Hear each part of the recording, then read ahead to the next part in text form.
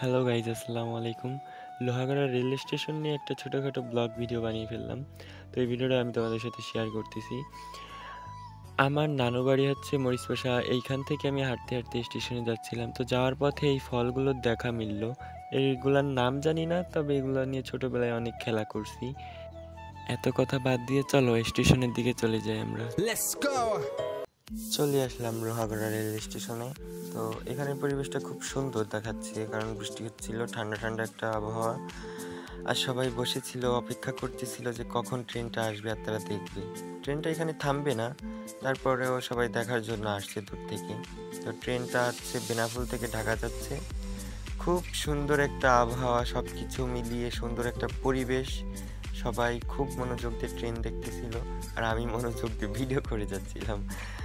তো আমরা তো এখন ট্রেনটা দেখলাম, এরপরে আমরা সন্ধ্যার স্টেশনটা উপভোগ করব। এখানে কিছু ভাইয়ারা গিটার নিয়ে গান গাচ্ছিল, কিছুক্ষণ শুনলাম।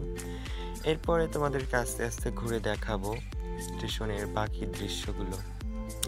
যেহেতু সন্ধ্যা হয়ে গেছে, চারিদিকে অন্ধকার, লাইট জ্বালিয়ে দিয়েছে, আর আমি একটা মোজো নিয়ে স্টেশনের ভিতরে ঢুকতেছি।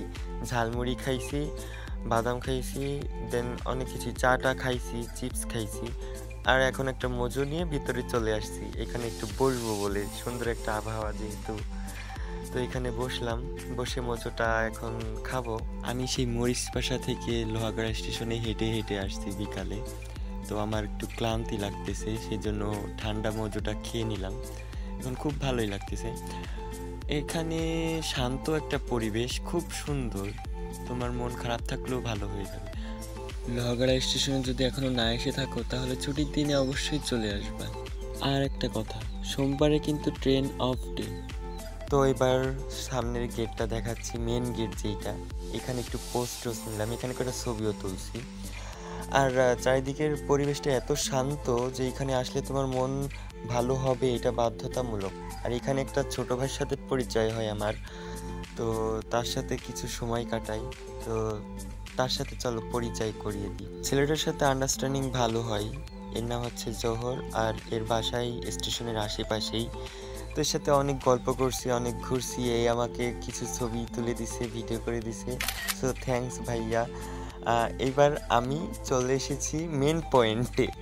এই যে ওভারব্রিজটা দেখতেছো তোমরা, এখানে সিঁড়িতে উঠতে যে কি কষ্ট রে ভাই, এত লম্বা সিঁড়ি। আর ওই যে হচ্ছে লোহাগড়া যাওয়ার রোড, ঠিক আছে? এবার তোমাদেরকে সিঁড়িটা উঠিয়ে দেখাবো। এটা যে এত একটা প্যারা, এত কষ্ট, যারা দুর্বল তারা তো মনে করো তাদের অবস্থা খুব খারাপ হয়ে যায়।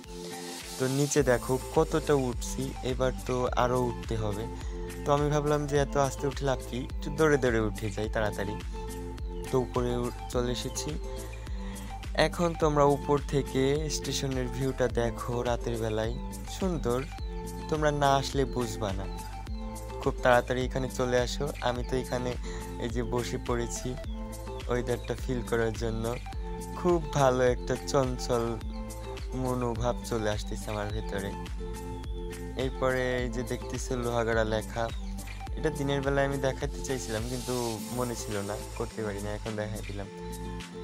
তো দেখতে থাকো। এখানে একটা দুইটা লোক আছে অবশ্য। অবশেষে আমার ঘোরাফেরা শেষ। এখন আমি রাস্তায় দাঁড়ায় আছি, গাড়ির জন্য অপেক্ষা করতেছি। এইখানে বাদাম, ঝালমুড়ি, চা সব কিছুর দোকান বসে বিকাল টাইমে। 9:30 বাজে। তো আর দেরি করা যাবে না, গাড়ি পাবো না নইলে। এই জন্য গাড়ি পেয়েই গেছি, উঠে বসলাম। তো বন্ধুরা, এটাই বলবো লাস্ট কথা, যে লোহাগড়া স্টেশনে আসলে খুব একটা শান্তি পাবা, দেখার মতন একটা জায়গা। তো ব্লগটা শেষ করব। বাই বাই, আল্লাহ হাফেজ।